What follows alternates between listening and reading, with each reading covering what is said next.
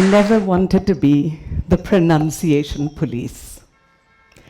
But one post on social media, and the world exploded for me. Within 24 hours, there were 1 million people who had watched that post. 3 months later, I received a call to visit Mayur and be a TED speaker. There is a kairos moment for things. But just to set the record straight, the word is poem. Poem, please, ladies and gentlemen. That's the word right there. English is the language that we all are learning. It is the language of communication in most parts of the world. It is the lingua franca. We communicate with it, we do business with it, we study engineering with it, we write scientific papers with it. We need to learn it so that we can speak it well and not just write in it. Please, ladies and gentlemen, English isn't the property of the British anymore. It belongs to every single one of us who learn it. It belongs to the world, and we must learn it and speak it to the best of our ability. Listening and speaking are the oracy arms of a language. Writing and reading are the literary arms. There is a moment in time for everything, and I believe that the time for oracy is now here. The fact that one post on a tiny little word like poem could set fire to the internet, where I was trolled by 50% of the people for sure. They didn't like the fact that I told them how to say the word. But there were a whole host of people who wanted to know more. Within the last 3 months, I have done 14 teacher training workshops. There are people coming out and speaking and saying, teach us. The truth of the matter is that we haven't taught oracy in our country. Speaking is as important as reading and writing, and it is time that we gave it its due place within our classroom. Teach speech skills, please. For teachers to teach speech skills, they must also learn speech skills. When I saw scores of people in our country not knowing how to pronounce words, but I didn't want to be the one to tell them. I didn't want them to think that I was the pronunciation police. Instagram has made me that, because we spend at least 6 hours a day standing or sitting amongst public in our classrooms. Your teachers are the first public speaker you ever see. So they carry this massive responsibility to speak well. Speaking well is an art form. It requires instruction. There is theory to speaking well, and there is science behind it. Speaking well also requires practice. Oracy is required across the board in every subject. Every teacher, it doesn't matter what you teach. You could be teaching PE, but it is your responsibility to teach it with good oracy. It is your responsibility to encourage your students to use oracy when they speak. Mathematics, they're just problem stories half the time. There's logic there. Talk about math. Talk about science. Describe things. Describe your experiments. Talk about history. Connect the dots. But be speaking individuals in your classrooms. Body language. It's another language. If we talk about the meridians of communication, like the meridians of time, communication happens in many languages, not just the oral. Our bodies speak, our tone speaks, our faces speak.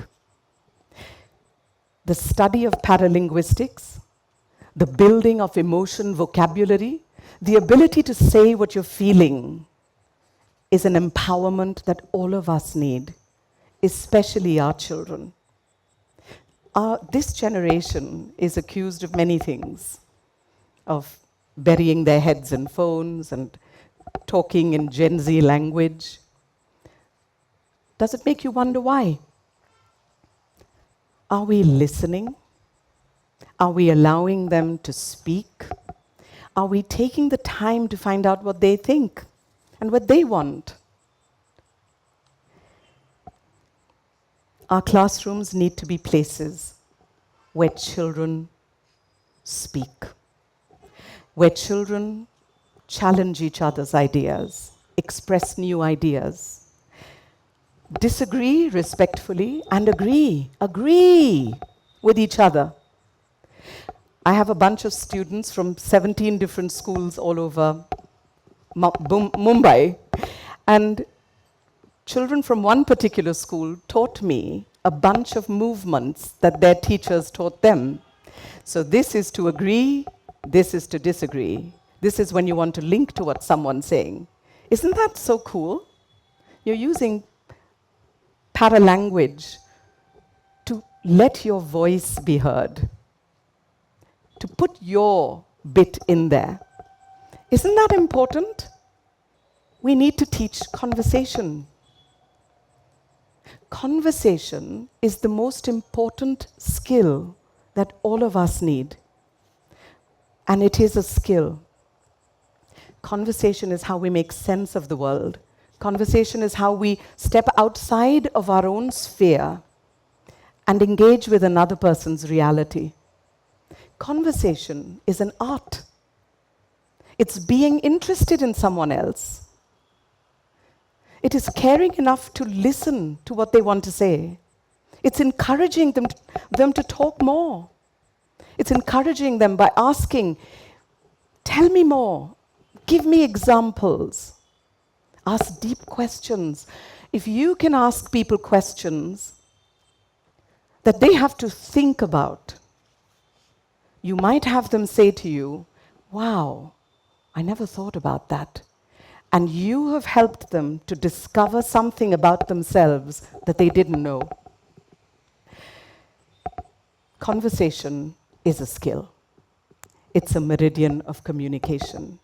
The more conversations we have with our children, open-ended, non-judgmental conversations where you are vulnerable and you allow them to be vulnerable. In my classrooms, I don't call them classrooms because we're just spaces we're occupying together at that moment. We're all vulnerable. We're all operating with each other from a spirit level. They don't look at me as the elder or the adult in the room. And I don't look at them as children. We're all spirit beings, and we operate it at that level. And we're all in flow, because everyone's jamming with each other's ideas and thoughts. And yes, I have the liberty to do that because I've stepped outside the school system. But I really think if I went back into the school system, how would I take those changes back in? It's something we need to think about. We need to be having real, authentic exchanges in our rooms where our children are the key stakeholders. It's their space. My dream is to see at least half the time in a classroom being spent speaking. Good, productive, accountable talk. TED is a stage and a platform for speaking.